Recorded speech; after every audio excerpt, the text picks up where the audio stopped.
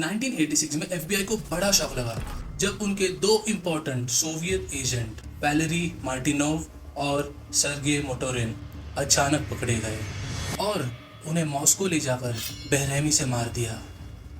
ये खबर सुनकर अमेरिकन की नींद हराम हो गई। अब मोल को पकड़ना था जिसने इन दोनों की इंफॉर्मेशन लीक की है। तो उन्होंने अपने सोवियत एनालिटिकल यूनिट से हेल्प मांगी जो कोल्ड वॉर के एस्पियोनाज से लड़ने के लिए बनाई थी। इस यूनिट का सुपरवाइजर था 44 इयर्स का रॉबर्ट हैंसन। उसको मोल पकड़ने का काम दिया गया था, लेकिन एफबीआई को कुछ अंदाजा नहीं था कि मोल रॉबर्ट हैंसन ही है। हैंसन अपने घर से वॉशिंगटन डीसी के वियना वर्जीनिया सबब से 3 मिनट की दूरी पर फॉक्सटोन पार्क जाता था। वह फुटब्रिज के पास एक प्लास्टिक गार्बेज बैग में टॉप सीक्रेट डॉक्यूमेंट या फ्लॉपी डिस्क छुपाता था। फिर पार्क के एंट्रेंस में साइन पोस्ट पे एक वर्टिकल टेप लगा देता जिससे केजीबी वाले एजेंट समझ जाते कि डॉक्यूमेंट्स वहां रखे हैं। फिर एजेंट्स आके वो डॉक्यूमेंट्स उठाते और उसके हॉरिजॉन्टल टेप लगाते जो कि उनका सिग्नल था कि डील इज कंप्लीटेड। और ये सब 22 सालों तक चलता रहा। सोवियत यूनियन और उसके बाद रशिया के लिए स्पाइंग करते हुए उसने 6000 क्लासिफाइड डॉक्यूमेंट्स लीक किए जिसमें अमेरिका के सबसे बड़े राज छुपे थे।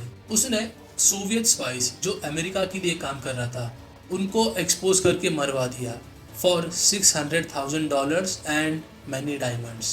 जब 88 साल की उसकी माँ को पता चला कि उसका बेटा अरेस्ट हो चुका है, वो शॉक में चली गई। उसने कहा he had the happiest childhood, but सच ये है कि उसका चाइल्डहुड बिल्कुल भी हैप्पी नहीं था। हैंसन के डैड जो पुलिस ऑफिसर थे वो उसको फिजिकली और इमोशनली अब्यूज करते थे। वो रॉबर्ट को कारपेट या मिलिट्री स्टाइल मैट्रेस में रोल करके लपेट के छोड़ देते थे या उसको दोनों हाथों से पकड़कर जोर जोर से घुमा देते और तब तक घुमा देते जब तक उसको चक्कर आकर वो गिर ना जाए और बोलते थे मैं उसको स्ट्रांग बनाने के लिए ये सब कर रहा हूँ। उसके पापा ने सीक्रेटली उसका ड्राइविंग टेस्ट फेल कराया जिससे उसका कॉन्फिडेंस नीचे गिरे। शादी के दिन भी उसके पापा ने उसकी बीवी को कहा बॉनी तू एक लूजर से शादी कर रही है। अकाउंटिंग पढ़ के और नॉर्थ वेस्टर्न यूनिवर्सिटी से एमबीए करके रॉबर्ट ने उसके पापा का रास्ते पर चलते हुए 1972 में शिकागो पुलिस डिपार्टमेंट ज्वाइन किया। वहाँ पर वो पुलिस करप्शन इन्वेस्टिगेशन यूनिट में काम करता था। ये उसका पहला इंटेलिजेंस मिशन था। 1976 में एफबीआई स्पेशल एजेंट तो बन गया बट फील्ड एजेंट नहीं बन पाया। वो न्यूयॉर्क में वाइट कॉलर क्राइम और अकाउंटिंग पर इंटेलिजेंस गैदर करता और मार्च 1979 में फाइनली उसका सपना पूरा हुआ। काउंटर इंटेलिजेंस का जॉब मिला। यहाँ से उसने सोवियत ऑपरेशन ट्राई करने के लिए एक नेशनल डेटाबेस बनाया और केजीबी और जीआरयू के एजेंट सबकी एक लिस्ट बनाई और फिर शुरू हो गया उसका स्पाइंग सोवियत के लिए।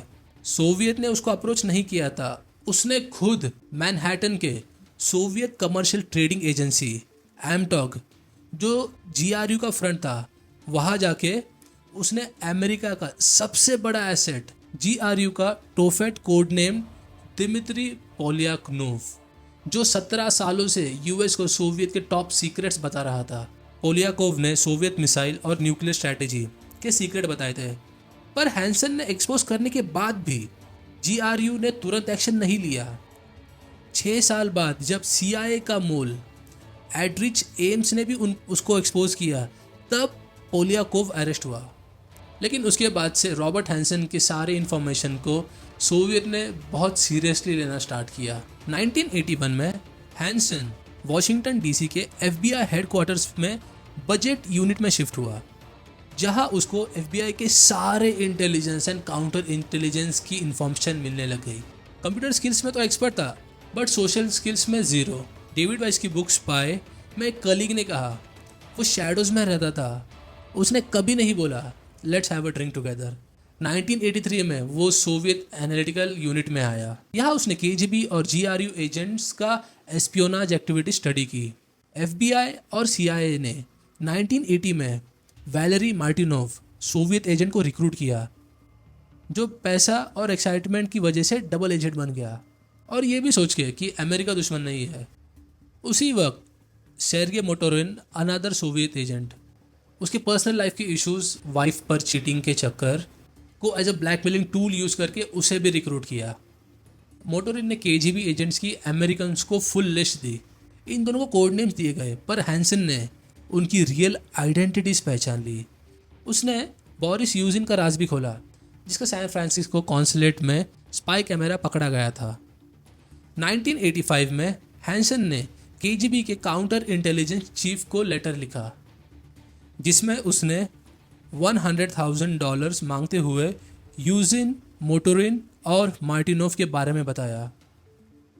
एम्स ने इन्हें पहले एक्सपोज कर दिया था, बट हैंसन के लेटर ने डबल कंफर्मेशन दे दिया। मोटोरिन और मार्टिनोव को मार दिया गया और यूजिन को लेबर कैंप में डाल दिया। हैंसन ने डेड ड्रॉप्स और टेप सिग्नल का सिस्टम बनाया और सोवियत को बोला, this is how we should communicate to not get caught. दिन में अमेरिकन्स को सोवियत एस्पियोनाज से बचाता था, सॉफ्टवेयर बनाता था सोवियत डिप्लोमेट्स को ट्रैक करने के लिए, और रात को वो वही राज रशियंस को बेच दिया जो एथिस्ट थे। आयरनी यह है कि वो भगवान को मानता था और हर दिन चर्च जाता था। संडे को फैमिली के साथ चर्च में टाइम स्पेंड करता और वो फादर को सब कन्फेस करता जो भी चीज़ें वो कर रहा है।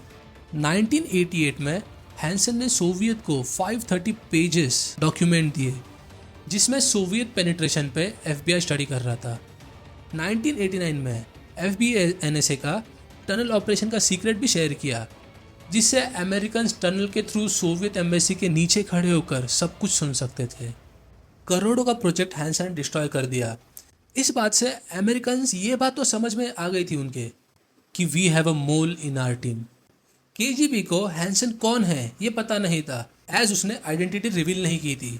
तो सोवियत ने उसी लेटर पे उसको रिप्लाई लिखा और प्रेज किया, your superb sense of humour and sharp mind, we highly appreciate both. Soviet Union collapse होने के बाद 1991 में उसने सारे कॉन्टैक्ट्स तोड़ दिए और उसके बाद उसका बिहेवियर भी काफ़ी अजीब हो गया। 1993 में उसने अपनी सबऑर्डिनेट किम्बरली लिस्टनबर्ग पे फिजिकल असॉल्ट किया। उसने उसको आर्म से खींचकर चिल्लाया क्योंकि वो मीटिंग से जल्दी घर चली गई थी। इससे किम्बरली को सीरियस आर्म इंजरी हुई, लेकिन हैंसन को सिर्फ 5 डेज का सस्पेंशन मिला। एक दिन हैंसन ने GRU ऑफिसर को अप्रोच करने का कोशिश किया with the list of Soviet double agent, but GRU ने उसकी कंप्लेंट डिपार्टमेंट ऑफ स्टेट को कर दी, ये सोचकर कि एक ट्रैप है।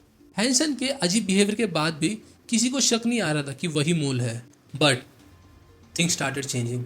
1994 में CIA ऑफिसर एल्ड्रिच एम्स के अरेस्ट होने के बाद, जो सोवियत के लिए स्पाइंग कर रहा था, FBI और CIA को लगा कि कोई और भी मूल है। फेलिक्स ब्लॉक का केस इस शक को और बढ़ाता है। ब्लॉक एक US स्टेट डिपार्टमेंट ऑफिशियल था जो सोवियत के सीक्रेट बेचता था, और इसका शक CIA को हुआ जब वियना में पोस्टेड होने के दौरान वो फ्रीक्वेंटली प्रोस्टिट्यूट से मिलने जाता, जो उसकी फॉरेन सैलरी सर्विस से पॉसिबल नहीं था। 1989 में हैंसन ने KGB को टिप दी कि ब्लॉक की सर्वेलेंस हो रही है। KGB एजेंट्स ने ब्लॉक से सडनली कॉन्टैक्ट तोड़ दिया। एक फ़ोन कॉल पे जो FBI ने सीक्रेटली रिकॉर्ड किया था, उस फ़ोन कॉल पर KGB एजेंट ने कहा, अ contagious disease is suspected. Soviet का सडन ब्रेक FBI के लिए अलार्मिंग था, क्योंकि एम्स के पास ब्लॉक की इन्वेस्टिगेशन का एक्सेस नहीं था। किसी और ने KGB को टिप दिया है, जिसे उनका शक यकीन में बदल गया। जब FBI एजेंट अर्ल एडविन पिट्स, जो रशियंस के लिए स्पाइंग कर रहे थे, पकड़े गए, तब भी एजेंसी में कुछ लोगों को लगता था कोई और मूल है। स्पेशल एजेंट थॉमस किमल को यकीन था कोई और होना चाहिए, क्योंकि रशियंस ने पिट्स से ज़्यादा इन्फो नहीं मांगी थी और पिट्स को एम्बेसी के नीचे टनल के बारे में कुछ नहीं पता था। FBI और CIA ने फॉर्मर KGB ऑफिसर्स जो US में काम कर चुके थे उन्हें टारगेट करना स्टार्ट किया। उन्होंने $1 मिलियन तक ऑफर किया, लेकिन कोई सॉलिड डील नहीं मिली। इन्वेस्टिगेशन ने गलती से CIA ऑफिसर ब्रायन केली को सस्पेक्ट किया, जिसको 2 सालों तक हेल और डेथ पेनाल्टी चार्जेस का डर सहन करना पड़ा। 2000 में ब्रेक थ्रू आया जब FBI ने एक रिटायर्ड KGB ऑफिसर, जो अब मॉस्को में एक प्राइवेट बिजनेस ओनर है, उस पर फोकस किया। उसको न्यूयॉर्क में फेक बिजनेस मीटिंग के लिए बुलाया गया और वहाँ उसने रिवील किया कि उसने KGB का मोल फाइल कॉपी रखा था अपने इंश्योरेंस के लिए। FBI ने उसे $7 मिलियन दिए उस फाइल के लिए। फाइल में हैंसन का नाम नहीं था क्योंकि उसने कभी आइडेंटिटी रिवील नहीं की थी, लेकिन बहुत सारी इन्फॉर्मेशन थी। एक रिकॉर्डेड कॉन्वर्जेशन थी केजीबी एजेंट और मूल के बीच, जिसमें एफबीआई काउंटर इंटेलिजेंस एजेंट्स, जिसमें माइकल वेगिसपाक ने आवाज़ पहचानी, लेकिन किसकी याद नहीं आया। फाइल में एक कोड भी था जनरल जॉर्ज पैटन का, let's get this over with so we can kick the shit out of this purple pissing Japanese. FBI analyst Bob King, जो हैंसन के साथ ही काम कर चुका था, उसे याद आया Hanson purple pissing phrase use करता था, और उसने बोला I think it is Robert Hanson. वेगिसपाक ने दोबारा सुना और कंफर्म किया, माय गॉड इट्स हिम। सबसे बड़ा एविडेंस था एक ब्लैक प्लास्टिक ट्रैश जिसमें हैंसन के फिंगरप्रिंट्स थे। एफबीआई के पास अब ओवरवेलमिंग एविडेंस था, लेकिन उसको इस एक्ट में पकड़ना कन्विक्शन के लिए ज़रूरी था। तो उन्होंने एक ट्रैप बनाया, हैंसन को एक फेक प्रमोशन दिया सीनियर एग्जीक्यूटिव सर्विस में, जो हाई पेइंग फेडरल पोजीशन है। जनवरी 2001 में वो एफबीआई हेडक्वार्टर्स के 9th फ्लोर पर छोटे ऑफिस में शिफ्ट हुआ, जहां हिडन कैमरास और माइक्रोफोन लगे थे, और उसके ऑफिस और घर के फोन्स भी टैप किए गए थे। एफबीआई ने उसके वर्जीनिया के घर के सामने एक घर भी खरीदा उसके मूवमेंट्स मॉनिटर करने के लिए। उसको एक असिस्टेंट एरिक ओनील दिया गया जो उस पर नज़र रखता। फरवरी 2001 तक 300 से ज़्यादा एजेंट हैंसन को ट्रैक कर रहे थे। जब एफबीआई ने उसकी कार सीक्रेटली सर्च की तो ग्लव कंपार्टमेंट में थंबटैक्स और चौक मिला, जो वो रशियन एजेंट्स को सिग्नलिंग के लिए यूज़ करता था।